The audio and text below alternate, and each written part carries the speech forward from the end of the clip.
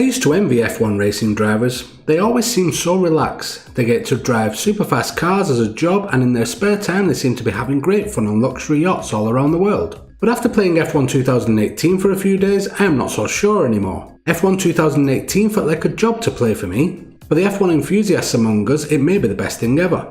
For the player like me though, it's just too much. This seems to be a very common theme in video games today. All of the games want to keep you playing their game for as long as possible and not give you the time to even think about playing another game. I'm not too sure this kind of all-encompassing game fits with the subscription model such as Xbox Game Pass. In this video I'm here to ask, is F1 2018 worth the time to download and play if you own Game Pass, or is it worth getting a Game Pass subscription to play F1 2018?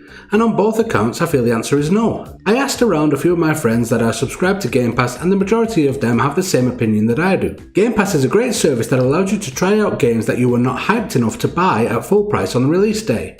The exception to this rule is of course the Microsoft games such as Forza Horizon 4 and Sea of Thieves, as these were day one Game Pass games. My friends and I looked through the Game Pass library hoping to find a hidden gem such as Hellblade: Senua's Sacrifice, or something that is not going to take too long to play and allow you to rack up a decent amount of gamer score, such as the Telltale Walking Dead games. As such, F1 2018 does not quite seem to fit into any of these categories.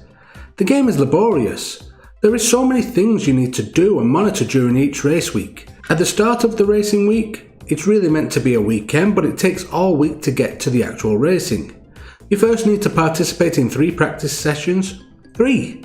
You can skip them, but then you miss out on points that you could use to improve your car via the research and development menu. Also, you and your pit crew will not have had the chance to see how the car handles on the track and make any adjustments to the downforce and power to suit your driving style, which could mean you join a race and spin out on every corner, coming dead last. I decided to choose the Williams team at the start of the game as I figured I wanted a bit of a challenge, and I love being the underdog that comes up through the rankings to win it all in the end.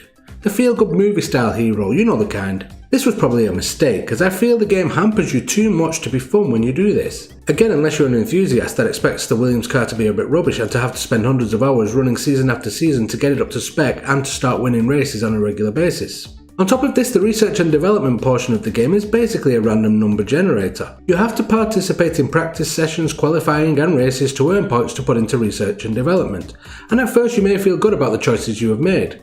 The car may be a little jittery on corners, so you spend your points on aerodynamics to get more downforce and keep it grounded. You are told this will take 2 weeks to complete. All good, at least in my next race I will have the extra downforce, right? Wrong. There is a chance come race week your R&D will have failed testing and you get nothing. No upgrades, nada. Instead you have to go back to the R&D menu and queue up that particular upgrade again and hope that RNGesus allows it to come to fruition by the next race. During practice and qualifying, you also need to keep an eye on the car's components, power and engine, and for me most importantly the gearbox. I missed the gearbox section in the menus early on. It is in the same section as tyre management and engine and power management, but I think because I could not figure out how to manage my tyres myself and that the game was set to automatic transmission, I expected the game to take care of which gearbox I had in the car and I did not have to deal with it. I was wrong, and by the time I was racing around the Monaco circuit I started to have issues.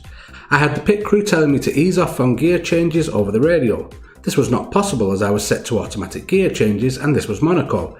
It's a slow fast circuit with gear changes happening every millisecond. Sure enough, my gearbox broke during the race. The thing had been causing me so much trouble I could never get out of last place anyway, but when it finally went it got much worse. The car would get stuck in the first 3 gears for much longer than it should. It would be redlining and I would be kept to a snail's pace. I tried pitting to see if anything could be done, but as expected the pit crew just changed my tyres and front wings and sent me back out again. By this time I was a fish out of water and could barely move. I was being warned that faster cars were approaching and I needed to move over. I did, and once the leading pack had lapped me, the gearbox decided to spring back to life. So much so that I was now able to keep up with the leading pack. Something I had not been able to do in practice or qualifying. Not only had the gearbox started to work, but it was working like new. I have no idea why, and it was too late to change my position in the race, but it was a peculiar event. One I am grateful for nonetheless, as it would have taken me a very long time to finish the race had it not started working. After completing the race and finishing 19th out of 20, I would have been dead last, but one driver had retired early on. The game then stated that as I had done the required 6 races with the same gearbox, I could now change it for a new one with no penalty. So I did. And I came second in the next race. For some reason I did not record this, so you will just have to believe me. Or not, it's not important. What is important is the time and effort you need to put into this game to get good. It's just too much for me at the moment, and as I am not an F1 racing fan as much as I used to be a few years ago, I simply do not have the patience to micromanage such things on a daily basis. I have thought that I may keep the game installed and perhaps run one race week each week on a Sunday evening or something like that, but in all honesty it will probably sit there downloading update after update and never being played, as so many of my installed games do. To the game's credit, it is a very solid racer and does everything you would expect from a modern racing game. To my surprise and to enthusiasts' disgust, the game has a rewind function, much like the one in the Forza series. As such, if you make a horrible mistake in a corner, you have the option to rewind 20 to 30 seconds or so and choose a point in which you take back control, allowing you to retake the corner and hopefully survive it the next time around. I know this disgusts the enthusiasts, as when I was playing the game to make this video, I was also streaming my gameplay at the same time. I had a number of viewers watching and giving me tips, however the moment I used the rewind function, a large number of them stopped watching. The game's attention to detail otherwise is very precise. You need to keep an eye on your tyre wear and temperature to get the best performance, you need to manage your fuel in the races, you have the option to change from a fuel-hungry engine setup to a sippy-sippy engine on the fly while racing. Changing this can give you an edge when needed or help you conserve fuel to get an extra lap out of the car and grab a few extra seconds to give you more time in the pit when you do decide to stop. It's a very involving game that does a lot of things right and will keep you busy and entertained if you like F1 and racing games. Going back to my initial impressions though, it just does not feel like the type of game I would play given the choice from my Game Pass subscription. Due to the reasons I have mentioned and the fact that there is always the danger of the game leaving Game Pass at some point, if I do start my weekly racing sessions each week as I have mentioned, and then after 3 or 4 weeks Codemasters or Microsoft decide to pull the game from Game Pass, will I then reach into my pocket and buy the game to finish my progress?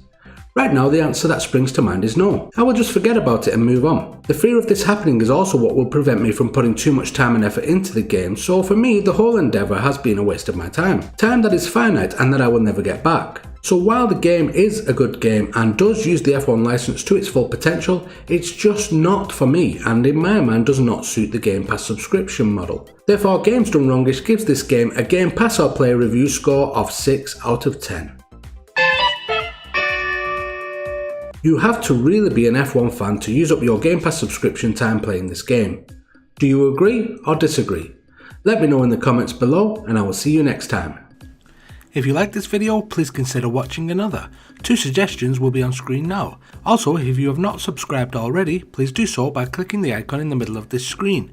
Every view and subscription will go a long way to helping the channel grow, and in turn will result in more content for you. Thank you, and until the next time, goodbye.